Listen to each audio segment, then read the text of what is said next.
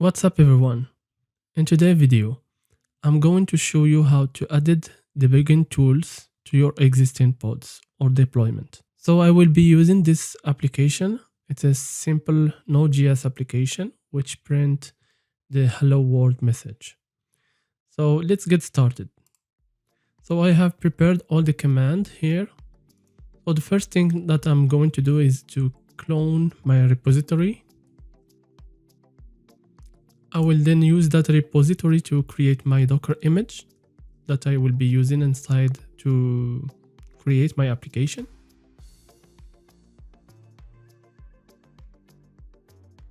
Then I will tag my image and let's see what we got here.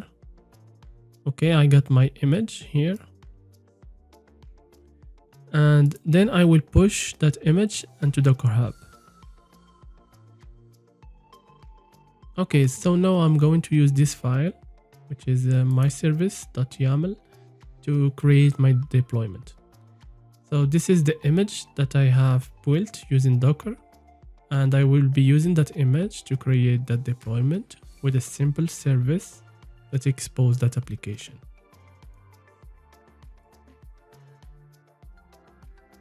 Okay, deployment got created.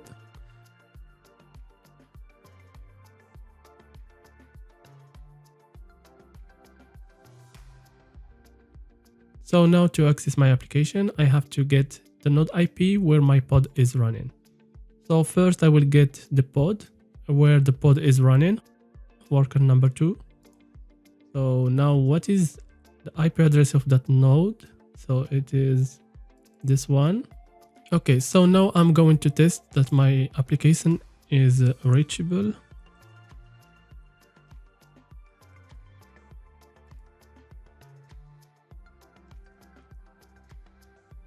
Okay, this is the message we are supposed to get. So now I will try to run nslookup from inside that container that we have created. Let's try that. And you can see here that we got an error that the nslookup executable is not found. Okay, you can test that you are able to create file on that container by running this command.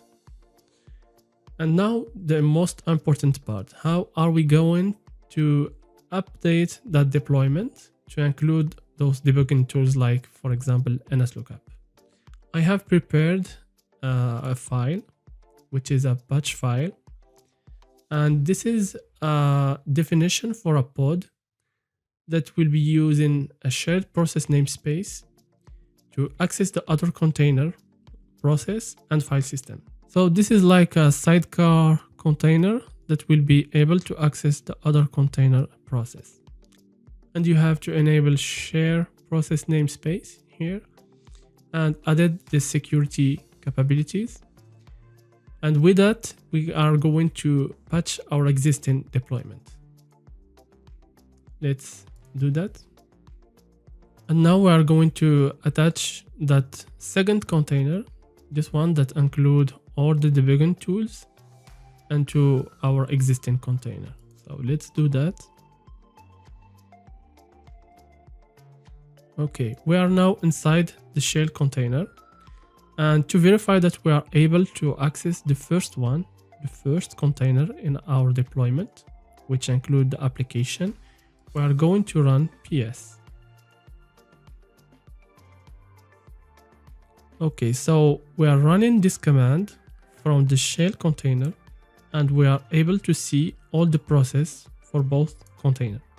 Okay, this one is from the application container, and this one is from the shell container. You can even access the file system using the process ID. So here the process or the parent process ID is 27, and you can access that using that command, for example. So now I have run ls command from inside the shell container to access the my service container. And you can see here that I have the files that are only hosted on my first container. So let's try now to run nslookup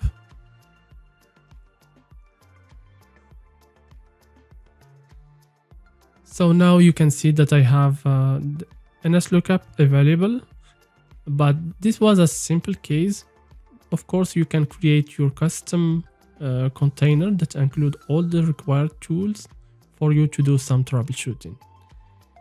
I hope that you enjoyed this video and it was clear and short. If you did find it useful, please subscribe and hit that like button. See you on the next one.